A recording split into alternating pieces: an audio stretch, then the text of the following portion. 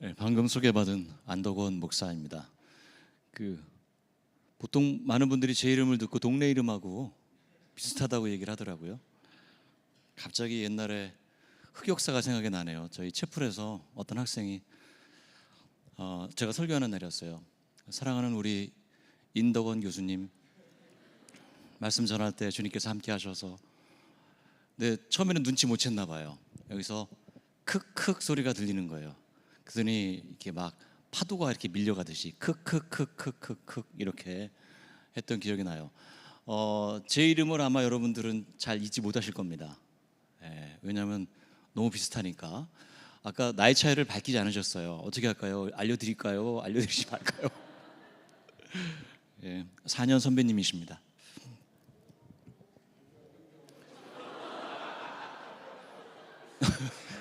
이 반응은 뭡니까? 제가 형은 아닙니다. 분명하게 말씀을 드리고 시작해야 될 것 같아요. 굉장히 연령대가, 목사님 굉장히 좀 젊으신 분들이 많이 오신 것 같아요. 이 3부 예배에는. 반갑고요. 너무 좋네요.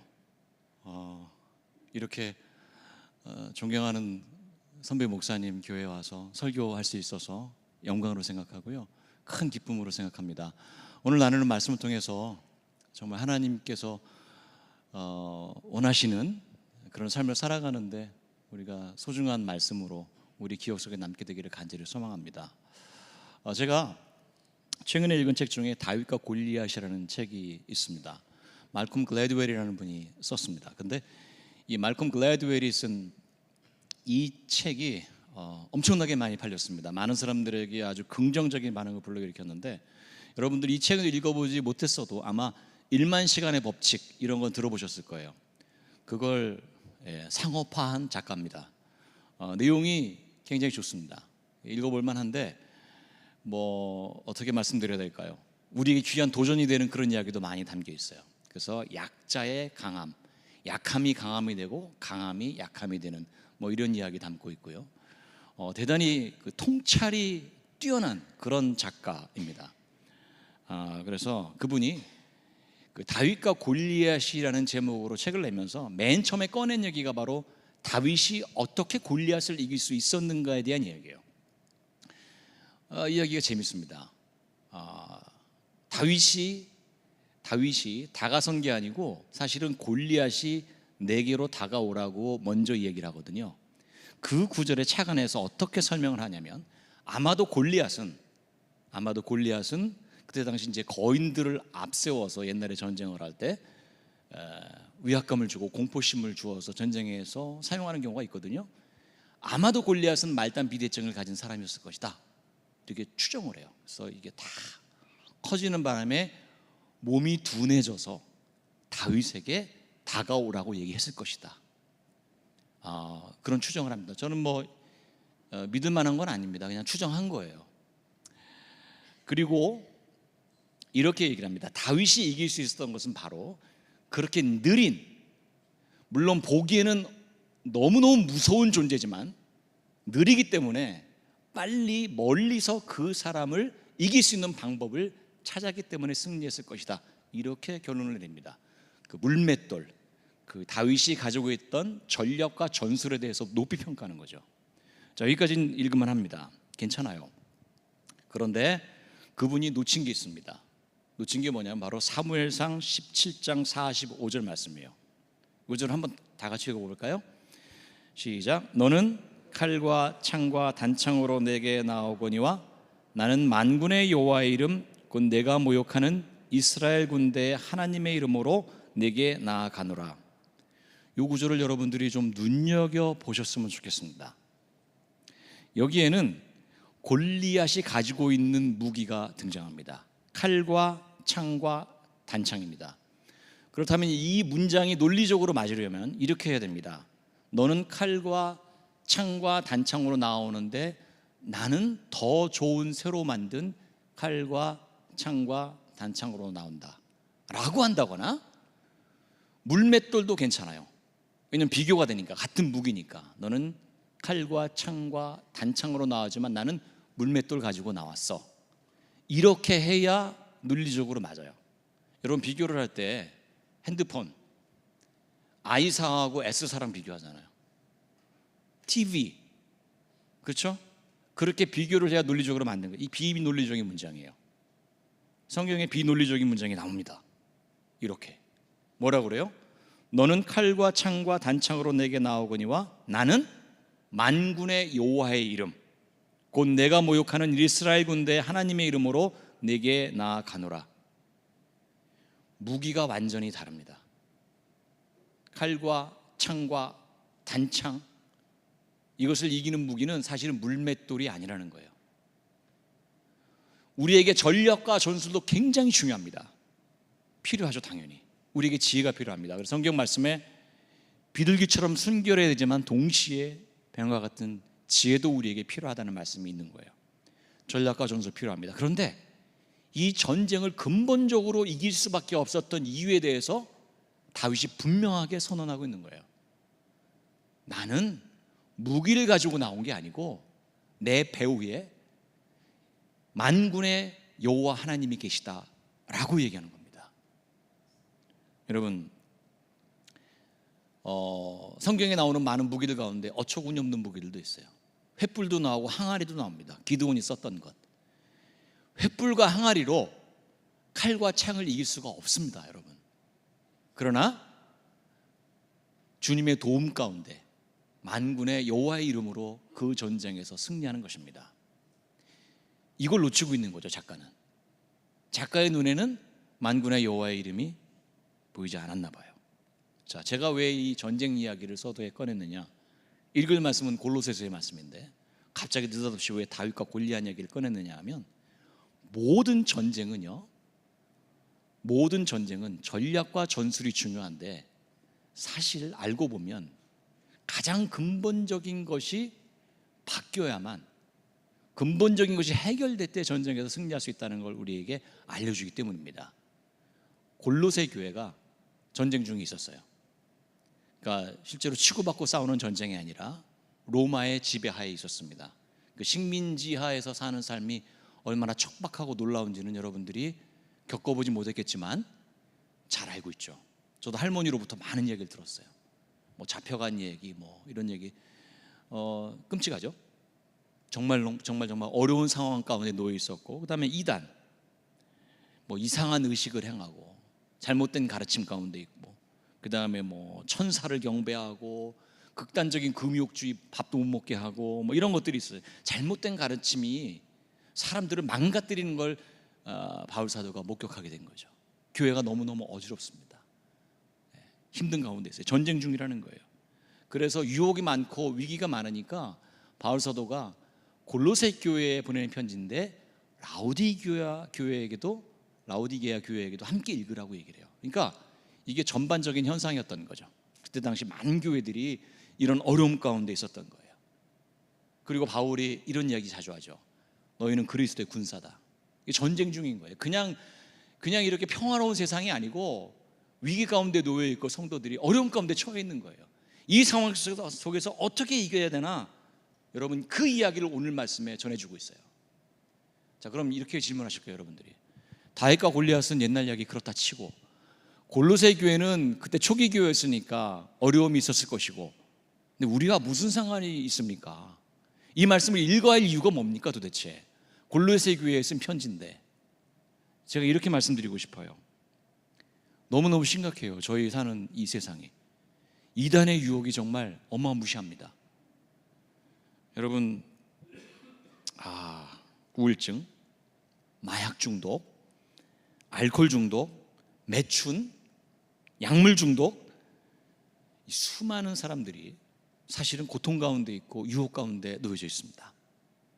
제가 통계를 굳이 인용하지 않아도, 그리고 통계 이면에 존재하는 어려움들도 여러분 짐작하실 수 있을 거예요. 한 가지만 얘기하면 2022년을 기준으로 하루 평균 35.4명이 자살합니다. 이 숫자는요 2시간마다 3명이 자살하는 거예요. 그러니까 우리가 2부 예배, 3부 예배 드릴 동안 3명이 자살한 거예요. 끔찍한 일이에요. 사회와 우리 국가가 전 세계적으로 어느 때보다 많은 사람이 죽었어요. 2023년에. 그거 알고 계세요? 수많은 전쟁 가운데 기근으로. 이단의 유혹이 정말 심각합니다, 여러분. 여기저기 신천지뿐이 아니에요. 제가 약속이 있어서 수인분당선에 야탐역에 내렸는데요, 야탐역에 내려서 저희 졸업생이 사역하는 교회로 걸어가고 있었어요. 두 분이 저한테 다가와요. 아주 친절한 미소를 띠고, 선생님 인상이 참 좋으세요, 저한테 그래요. 그래서 그런 얘기 또 감사함으로 받아야죠. 감사합니다. 교회 다니세요? 그래요. 제 목사인데. 네, 교회 다닙니다. 혹시 선생님 유월절에 대해서 들어보셨나요? 예배를 어떻게 드려야 하는지 알고 계십니까? 그래요. 참고로 제가 예배학을 가르치는 교수입니다. 순간적으로 이제 아드레날린이 이렇게 분비되는 느낌, 그거 아십니까, 여러분? 약간 기분이 좀 묘해지고, 이거 어떻게 해야 되나? 제가 거기에 대해서 설명하면 3박 4일은 제가 할 수 있어요. 교수한 지 20년이 넘었으니까 뭐 그냥 얘기를 해드릴 수 있을 것 같아요. 근데 시간은 없고 약속은 했고, 그래서 선생님 정말 죄송합니다. 제가 너무 바빠서 말씀 드리고 싶은데 제가 가야 돼서요. 선생님 위해서 기도해 드리겠습니다. 그리고 이제 떠났어요. 지금까지 기억에 남아 있어요.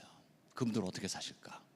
여러분 들어보셨는지 모르겠는데, 하나님의 교회라는 안상홍을 교주로 했던 그 교회에 속한 사람들이에요. 영원히 산다고 자기가 하나님이라고 얘기했는데 국수 먹다가 체해서 죽었어요. 이건 좀 그렇다. 좀 슬픈 얘기네요. 지금은 그 아내였던 장길자라는 분이 자기가 어머니 하나님이라고 이렇게 광고를 하고 있어요. 왜? 그런 어처구니 없는 얘기에 사람들이 빠져들고 거기 가서 가정이 망가지고 그러는지 잘 이해가 안 돼요. 여러분, 저희 졸업생 목회하는 분 교회에 친천지가 들어와서 두 가정을 데리고 나갔대요. 그 두 가정 데리고 나갔는데 그 가정 뭐 완전히 망가졌고, 근데 그분들 생각하면 지금도 밤마다 잠이 안 온대요. 목사님, 기도다가 막 운다는 거예요. 어떻게 이런 일이, 내게 이런 일이 생길 줄 어떻게 알았겠어요? 위기라는 거예요, 여러분. 이제 우리가 이렇게 편안하게 예배드리고 있지만 너무너무 치열한 삶을 우리가 살고 있어요. 세상이 너무 어둡고 우리가 그 어둠과 싸워야 되고 불의와 싸워야 돼요. 이런 무시무시한 환경 가운데 골로새 교회가 직면했던 그 문제를 바울 사도는 분명하게 알고 있었고, 우리에게 어떻게 그 위기 속에서 그 전쟁 가운데 승리할 수 있는지를 분명하게 가르쳐주고 있습니다. 여기까지가 서론입니다. 본론 짧습니다. 여러분 걱정하지 마십시오. 첫 번째, 예수님을 따라서 예수님처럼 사는 거예요. 여러분 다 읽었고 이미 다 아는 내용이에요. 요약하면 이런 내용입니다. 예수님처럼 말하고 행동하라. 아까 그 찬양이 너무 은혜롭죠. 예수님의 손과 발, 벌써 잊으셨어요? 예수님의 얼굴, 그렇게 살란 얘기예요. 다른 사람들을 불쌍히 여기고 자비를 베풀고 겸손하게, 불만이 있어도 용납하고, 여기서 제일 힘든 거 13절인데 피차 용서하되 주께서 너희를 용서하신 것 같이 너희도 그리하고, 그리고 거기에 사랑을 더하라고 합니다. 사랑은 모든 것을 매는 띠라고 이렇게 얘기해 주고 있습니다. 이 가운을 입을 때 띠가 있어야 마무리가 되잖아요. 선물을 포장할 때 띠가 있어야 마무리가 되는 거죠. 사랑이 결론이라는 거예요. 사랑이 결국엔 남는다는 겁니다. 하나님의 은혜를 품고 일상에서 예수 그리스도의 향기가 드러나도록, 주님의 사랑이 나타나도록 그렇게 살아야 된다는 거예요. 근데 이게 말처럼 쉽지 않은 모양이에요. 목회 통계 연구소라는 그 단체에서 설문조사 기관이죠. 기독교인들이 설문조사를 했는데 기독교인들이 거칠고 무례하다, 이렇게 통계가 잡혀요. 기독교의 이미지에 가장 악영향을 끼치는 것으로 언행의 문제가 제기됐습니다. 여러분 이걸 그냥 허투루 받아들일 수 없는 통계예요. 우리 모두가 다 사실 제 책임이고 저와 같은 사람의 책임이기도 하고 우리 모두가 다 공동으로 책임을 져야 될 부분입니다. 어거스틴의 유명한 질문이 있습니다. 내가 나의 신을 사랑할 때 나는 무엇을 사랑하는가? 하나님을 사랑한다고 하면서 그 사랑으로 이웃을 사랑해야 되는데 그렇지 못하다는 그런 이야기를 우리에게 전해주고 있어요. 얼마 전에 은퇴하신 김기성 목사님이라는 분은 이런 얘기를 그분의 책에서 했습니다. 타자를 대하는 태도가 곧 내가 누구에게 속한 존재인지를 말해준다. 여러분, 여러분의 행동 방식이, 여러분의 표정이, 언어가 여러분이 그리스도에 속한 사람인지 아니면 그리스도에게 속하지 않은 사람인지를 알려준다는 그런 이야기입니다. 여러분, 사랑이 남습니다. 사랑이 영원한 거예요. 그래서 오늘 말씀에도 결론이 사랑이라는 사실을 우리에게 분명하게 알려주고 있습니다. 지난 3월에 저희 어머님께서 소천하셨습니다. 3월 17일이었는데 제가 상주예요. 장남인데 거기서 이제 어머님 영전에서 어머님께서 제게 베풀어 주신 사랑과 은혜에 대해서 이렇게 생각을 하게 됐어요. 그런데 굉장히 신비로운 경험을 하게 됩니다. 제가 거기서 앞에 어머님 사진을 놓고 엉뚱하게도 다른 분들 생각을 했어요. 제가 미국에서 한 20년 정도 살았거든요. 뭐 꼭 좋은 일만 있고 순탄했던 거 아니니까 힘들었던 그 시절에 저를 도와줬던 분들, 그런 분들 얼굴이 이렇게 떠오르더라고요. 제게 사랑을 베푸셨던 분들. 예배가 끝나고 나면 그때 부목사였죠. 예배 끝나고 나면 손을 잡아요. 이렇게 제 손을 잡아요. 여기 2부 예배 때는 연세 드신 분들이 있는데 할머님, 권사님들 손을 꼭 잡아요. 그래서 저한테 꼭 이렇게 말씀해 주세요. 왜 이렇게 잘생겼어요? 이런 반응 기대 안 했는데 여러분, 그게 저한테만 한 게 아니고 저희 같이 일했던, 같이 사역했던 목사님 3분이 있었거든요. 똑같이 그때 느꼈던 배신감이란 저한테만 한 게 아니고 똑같이 해주신 거예요. 몇 년 뒤에 시간이 흘러서 그 교회에 가서 설교할 기회가 있었어요. 뉴욕의 한빛교회라는 곳인데요. 앞에 안 계시더라고요. 네, 떠나신 거예요. 그때부터 설교가 망가지기 시작하는데요. 눈물이 앞을 가려가지고 설교 못 하겠는 거예요. 페이지 수가 넘어가는지 안 넘어가는지도 잘 모르겠어요. 그 은혜 때문에 살아 있을 수 있었고 공부할 수 있었죠. 생각해 보니 반찬 싸주시고 2부 예배 때는 장학금 전달식이 있었어요. 근데 장학금 전달식 할 때 저는 사실 가슴이 뭉클했습니다. 왜냐하면 저도 그렇게 장학금을 받고 다녔거든요. 학교에. 그 장학금 해주신 분들 그 이름과 얼굴이 잊혀지지 않아요. 심지어 액수도 생각이 나요. 여러분, 사랑이 남아요.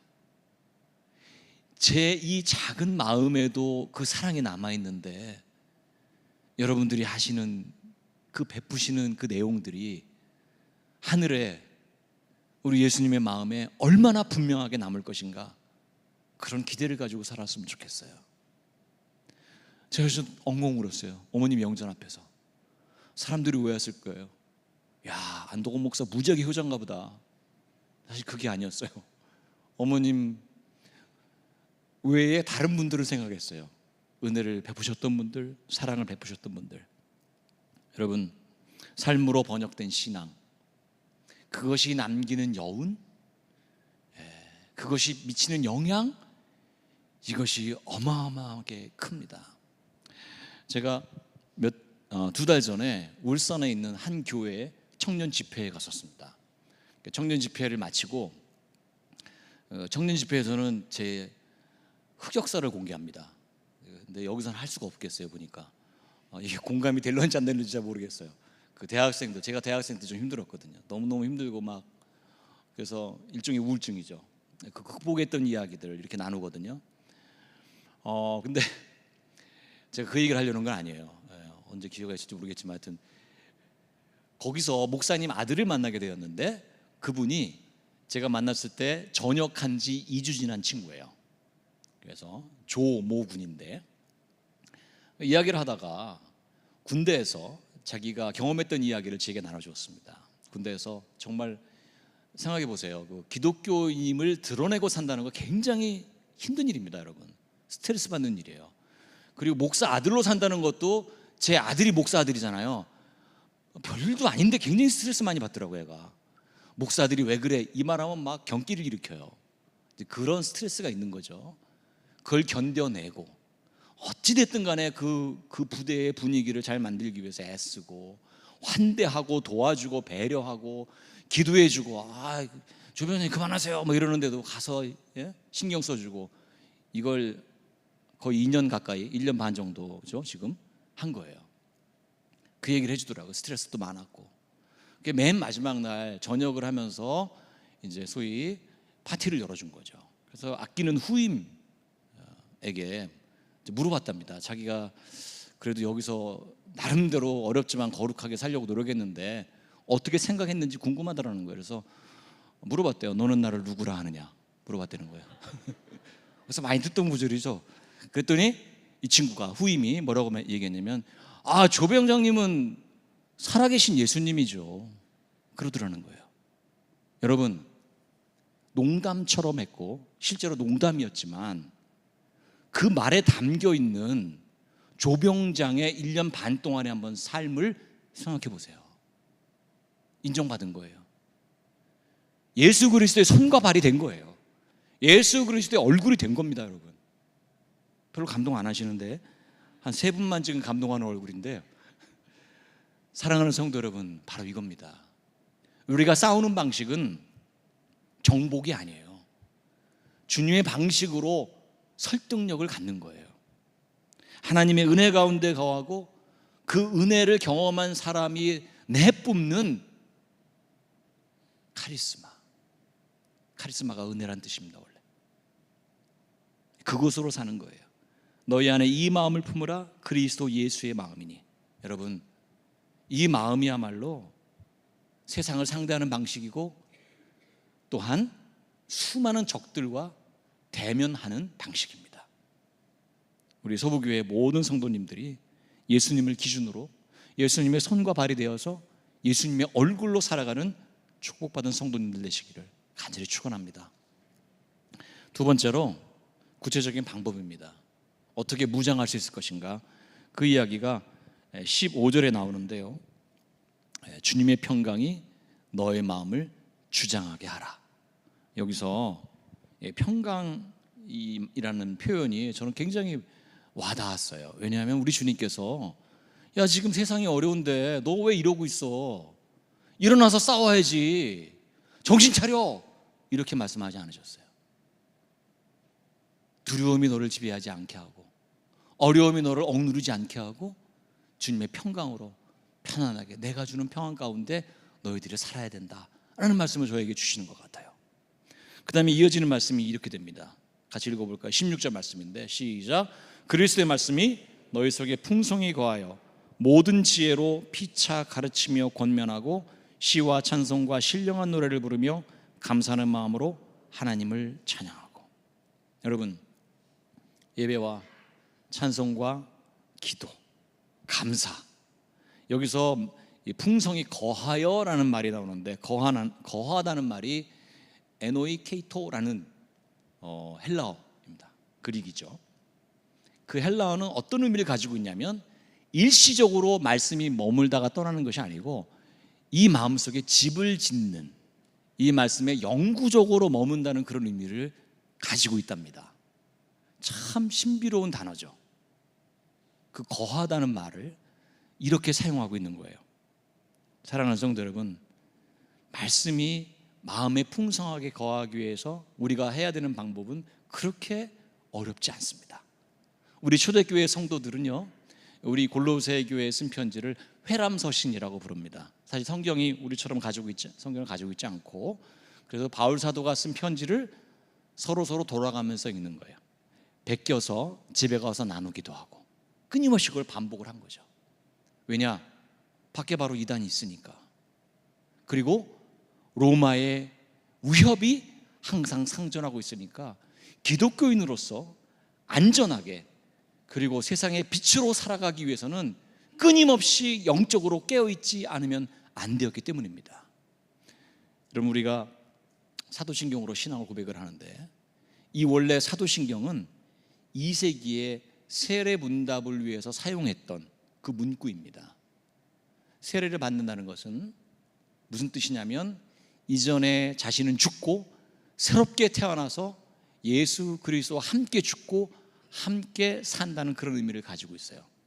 자, 사도신경으로 고백한다는 건 뭐냐면 천지의 창조주, 전능하신 아버지 하나님 천지의 창조주를 믿습니다.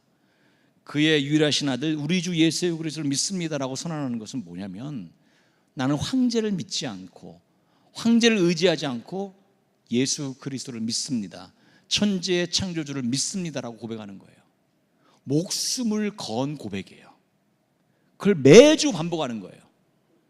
다른 이단의 어떤 신을 믿는 것이 아니고 우리 주 예수 그리스도를 믿는다는 그 내용을 반복하면서 내가 누구인가를 다시 한번 상기하는 겁니다. 그리고 다 1인칭 단수예요. 크레도, 나는 믿습니다예요. 우리가 믿습니다. 뭉뚱그려서 이렇게 대충 넘어가는 것이 아니고 내가 죽을 각오로 고백하는 겁니다. 이 얘기예요. 여러분들이 그냥 대충 외우시면 안 되는 거예요. 여러분들이 고백하는 것은, 이 예배에 참석하는 것은, 찬송을 드리는 것은, 기도를 하는 것은 다 바로 그러한 초대교회 우리 믿음의 선조들의 그 믿음의 대열에 참여하는 행위입니다. 여러분, 그러므로 이 훈련을 지속하는 분들이 되시기 바랍니다. 우리가 듣는 것, 여러분 먹는 거 굉장히 중요하잖아요. 그래가지고 영어로 죄송합니다. You are what you eat. 당신이 먹는 것이 바로 당신 자신이다. 이렇게 말하잖아요.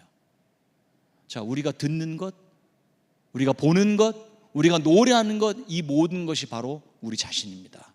먹을 것에는 그렇게 신경을 많이 쓰면서 여러분 듣는 거, 말하는 거, 그렇죠? 읽는 거, 보는 거 분명하게 긴장하며 하셔야 합니다. 왜냐하면 우리가 아무개가 아니고요, 영적인 존재라 그래요. 여러분 그런 경험 있으실 거예요. 아침에 일어나서 음악을 들었는데 그 음악이 하루 종일 여러분 귓전에 맴돌아요. 그 왜 그런 거예요? 여러분들이 머리가 좋아서 그런 거예요. 여러분들이 영적이어서 그런 거예요. 그러니까 아무거나 듣고 아무거나 보면 안 되는 겁니다. 사랑하는 성도 여러분, 믿음 생활은 자전거 페달 밟는 거랑 비슷하다고 얘기해요. 페달 멈추는 순간 넘어집니다. 여러분, 페달을 멈추지 마십시오. 여러분에게 준 축복의 도구들이 있어요. 그걸 선용하라는 거예요. 초대교회 교우들이 바로 그런 일을 부지런히 했고, 그것을 통해서 이단으로부터 교회가 보호될 수 있었고, 그 믿음의 유산이 지금까지 전해진 것입니다. 그러므로 여러분에게 강력하게 권고합니다. 거룩한 영적인 삶을 살아갈 수 있도록 믿음의 훈련을 게을리하지 마시기 바랍니다. 예, 우리는 아무개가 아니고 주님의 아들이고 주님의 딸이기 때문입니다. 세 번째로, 말에나 일에나 다 예수의 이름으로 하고 그를 힘입어 하나님께 감사하라는 이런 이야기가 나옵니다. 성도 여러분, 내 이름이 아니고 내 힘이 아니고 예수 그리스도를 힘입어 살라는 얘기예요. 예수 그리스도의 이름을 드러내며 예수 그리스도를 기준으로 행동하라는 그런 의미입니다. 우리 힘으로 할 때는 실패할 수밖에 없고 낙담할 수밖에 없습니다. 하지만 예수 그리스도의 이름으로 할 때, 예수 그리스도의 능력으로 할 때 기적이 나타나고 모든 것들이 해결되는 줄 믿습니다. 그 이야기를 우리 주님께서도 여러 차례 성경에서 반복합니다. 그 중에 두 구절을 함께 읽어볼 텐데, 마가복음 16장 17절 말씀입니다. 함께 읽어볼까요? 시작. 믿는 자들에게는 이런 표적이 따르리니 곧 저희가 내 이름으로 귀신을 쫓아내며 새 방언을 말하며. 여러분, 제자들이 자기 이름으로 할 때는 기적이 나타나지 않았어요. 분명하게 말씀합니다. 내 이름으로 해라. 두 번째, 우리 요한복음 16장 24절입니다. 시작. 지금까지는 너희가 내 이름으로 아무것도 구하지 아니하였으나 구하라, 그리하면 받으리니 너희 기쁨이 충만하리라. 아멘. 우리가 주님께 속해 있을 때 주님의 이름으로 구할 때 이루어지는 것이지, 자기 원하는 거 바란다고 이야기한다고 해서 자기의 의를 드러내기 위해서 자기 힘으로 무엇을 한다고 해결되지 않는 거예요. 베드로는 수많은 실패를 했습니다. 자기 혈기대로 했을 때 제사장의 종 말고의 귀를 자르는 이 무시무시한 일을 했고요. 예수님 앞에서 주님, 저는 절대로 주님을 분하지 않겠습니다 라고 얘기했지만 3번이나 부인했습니다. 닭이 3번을 동안. 여러분, 이거예요. 그러나 그가 완전히 변해서 새로운 사람이 되었을 때 사도행전 3장에서 은과 금이 내게 없지만 내게 있는 것을 내게 주노니 곧 나사렛 예수 그리스도의 이름으로 일어나 걸으라, 그렇게 선포했을 때 그 안진뱅이가 일어나서 걷고 뛰는 놀라운 기적이 나타났습니다. 우리 힘으로 하려고 하지 마세요. 그럼 힘이 빠지고 실수하고 넘어집니다. 저는 살아오면서 수많은 실수를 했습니다. 수많은 실패를 경험했습니다. 사람들이 저를 보고 그래요. 실패 한번 안 해본 인생 같다고. 얼굴에 주로 구김살이 없대요. 제가 그건 고마운 마음으로 봤습니다. 다행입니다. 근데 알고 보면 저는 정말 이런 얘기 너무 조심스러워요. 다 힘든 세상을 살고 있는데 대학교 1, 2학년은 우울하게 보내고 힘들게 보내고 실수에 실패에 수많은 것들이 지금까지도 생각나는 것들이 있습니다. 주님께서 다 지워주시면 좋은데 이따금씩 생각이 나요. 목회하면서 실수한 부분, 이런 것들이 다. 근데 그 원인을 살펴보니까 제 뜻대로 하려고 했을 때 실수하더라고요. 제 마음대로 하려고 했을 때. 전 최근에도 큰 실수를 했어요. 자세히 말씀드릴 수 없음을 용서해 주시기 바랍니다. 제가 말로 실수했습니다. 제가 제 의로, 제가 도덕적으로 우월하다고 생각하고 제가 신앙이 좀 더 성숙하다고 착각하고 말을 했습니다. 심하게 실패했습니다. 너무너무 괴롭고 마음이 아팠어요. 심리학에서는 그것을 신차화 현상이라고 하는데, 첫 번째 나타나는 게 두통, 두 번째 소화불량, 세 번째 순환기계통. 심장이 떨려요. 작동을 제대로 안 해요. 심장이 작동을 안 해서 제가 병원에 갔더니 의사 선생님이 그래요. 도대체 무슨 일이 있었냐고. 이 정상적인 심장이 아니래요. 여러분 경험해 보신 분 있으세요? 너무너무 큰 실패를 경험하고 좌절감에 실망감에 다 떨어진 거죠. 그 사건은 어떻게 해결됐냐면, 그 사건을 옆에서 지켜보던 사람이 기도하며 눈물로 기도하며 지켜보다가 손을 내밀어서 잡아주어서 해결이 되었어요. 그 또한 제게는 참 감당하기 힘든 열등감으로 남습니다. 진작 저랬어야 되는데. 여러분, 사랑이 해결하는 거예요. 우리의 의가 해결하는 거 아니에요. 사랑하는 성도 여러분, 자기 마음대로 했을 때 베드로에게 기적이 나타나지 않았지만, 사고만 계속 만들어냈지만, 주님의 이름으로 했을 때 베드로가 기적을 일으킨 것처럼 우리도 역시 우리 마음대로 할 것이 아니라 예수 그리스도의 이름으로, 예수 그리스도를 힘입어 살아가시기 바랍니다.